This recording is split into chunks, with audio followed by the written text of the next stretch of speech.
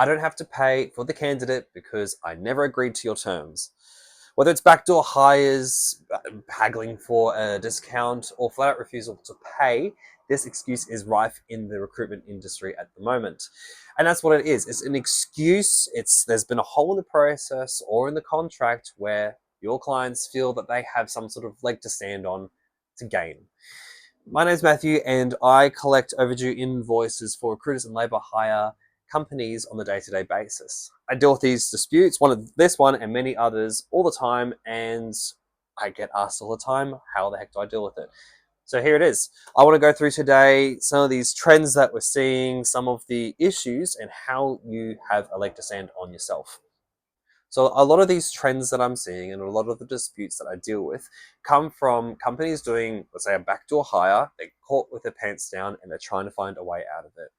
And so you'll see things like, I never agreed to your terms, I never signed your terms, or I don't agree to the interpretation of your terms, so I'm not going to pay any of your fee.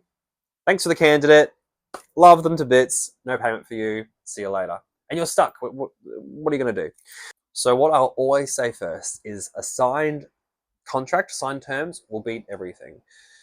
You'll be able to tell what is a real dispute and what is just bogus trying to cover up their tracks. So for an example, I've got one currently that I'm dealing with where everything's signed, the full process has taken place, but the other side, once we got to the bottom of the issue that they just weren't happy with recruitment in general, they just said, I want to teach recruiters a lesson. That was it. They love the candidate. The candidate's been working there for 8 months now. The other side just wants to show recruiters that they can't push him around. Easy to see that there was a bogus dispute because the contract had everything in writing. Another one I'm currently working on is the candidate left within 2 weeks of employment because they were employed for a role and they they were told to do everything but that. Now the other side knows that they owe the money. They've chucked a heap of disputes in there, but because of the signed contract, we've gotten to the bottom of it where they said we just don't feel that the candidate fit the role, even though they changed the role afterwards. It's a bunch of rubbish. It's absolute rubbish. The good thing about these types of matters where we have a signed contract is we can follow 1, 2, 3, 4, the whole process and say the recruiter did their job, you need to pay. So when you don't have a signed contract, this is what we need to do. We need to first confirm what the introduction clause says. The introduction terms are the most important part of your contract. Without this, the whole thing falls apart. So by far the best process that I've seen out of all the recruiters I've dealt with is ask first if they want a CV, then send it and get an email receipt back that they've received it. Email tracking software, whatever you need. And then even better, get a response in writing from them whether they like the candidate or not. This is the foolproof way to make sure that you have your 6 to 12 month hold on that candidate, and any hire in that time is going to result in you getting paid. Without these terms for the introduction being completely seamless, there will be a way and a dispute that your client is going to weasel in there to try and get out of payment. Get your introduction terms right and you're halfway there already. Well, once we have the introduction terms set up, now everything else falls into place. Yes, they didn't sign your contract. They may have put something in writing that they agree to it. Who knows? But either way, I'll just say acceptance by conduct. That's where we're going. Every step of the way, the actions of your client is going to determine that they agreed to your terms. Now, when you're sending that CV, obviously you're sending your terms. If you're not getting them signed, again, please get signed contracts. It makes life so much easier for everyone. But if you're sending those terms with the CV, or even better, attached on the CV, the conduct of your clients afterwards is going to determine that they've accepted it. So especially if a client has responded saying, no, thank you, I don't like the candidate, if they hire them in a few weeks' time, that's a bunch of rubbish. If they say, yes, we love them, they go through the process, but something falls off, and they hire them a few months down the track, that they've accepted your terms by conduct. They have said, yes, we like you, or yes, please send the CV with those terms. Yes, we will agree to them. Acceptance by conduct is the first and major point where terms have been accepted outside of a signed agreement.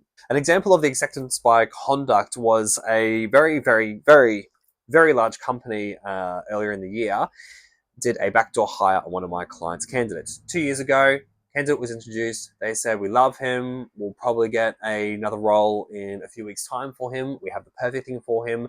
We'll get back to you. So I've contacted the client, said, hey, look, you owe 60 grand. What's going on? The response from their legal team was, we never agreed to any terms. We never signed any terms. We never agreed to it. Despite them receiving the terms at the start, before the CV was even sent, and then going through the interview process and saying, yes, we like the candidate. Apparently, they never agreed to it, but after pushing, we got an agreeable figure that we were happy to take to avoid legal. The second argument that I fight quite a lot is, did your client receive value from your work? Now, we're not going to get into how much work did the recruiter do. You just had that person on your list. You didn't do the work to find them.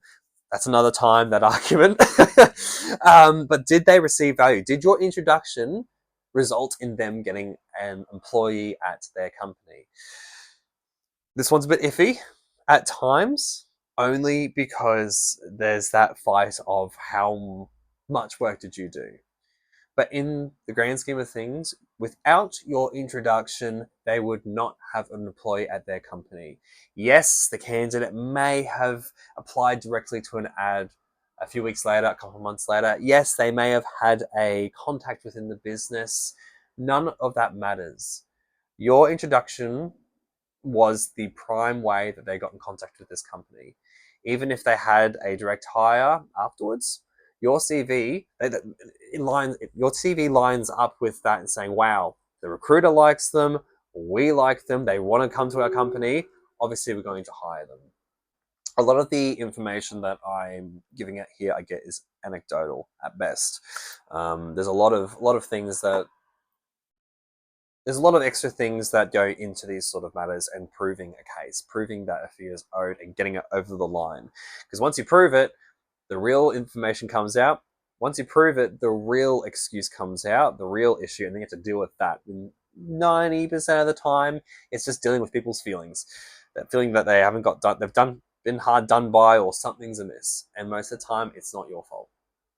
So what I'm going to do is leave you with these few things today to hopefully help you make sure you've got all your ducks in a row. So does your introduction process prompt the acceptance of terms? Are you shotgunning CVs out? Are you asking first if they want a CV for that specific role they're hiring for? There's many different ways to do it, but does it prompt the acceptance of terms? Can you prove through your process that you have provided value? I would argue that if you send a CV and you don't get a response back, that is very scary territory. You can't prove that they have received that or if they've used that in the business. One tip, email tracking works great for me. So I would advise you find some email tracking software to prove that they have received that CV. Do you get a signed contract to avoid the majority of this issue? I say this also just to prompt that I've written up a free contract for recruiters and labour hire professionals. I've taken all the disputes that I deal with on a daily basis, I've tucked it all together with the last 250 cases I've worked for recruiters, the top 18 or so recruiter contracts I've dealt with. I've stuck it all together in this big, horrible mess. I'm giving it to you for free. So if you look at probably bottom of this video, wherever it is, there'll be a link somewhere. Have a look at it. It's got a description of all the terms, why I've added certain things in. Keep in mind, I'm not a legal professional, so take what you want. I'm not a lawyer. Have a look at it, use what you like, what you don't like. Talk to your solicitor first and foremost, but I hope that it will help you stay out of trouble. In the future, I do plan to do a lot more of these. I plan to go over disputes like when your clients already know the candidate, a sister company employed the candidate, replacement before payment. Oh my goodness, the amount of people that were replacements before paying their bills. Candidates applying directly, 2 recruiters being involved in the same candidate. That sucks, that one. No introduction at all, and the full recruitment process was not taken. So stay tuned. I'm going to go through all of them, so hopefully you don't have to deal with these issues in the future. My name's Matthew. I recover overdue invoices, whether it's financial hardship, whether it's disputes, so then you don't have to.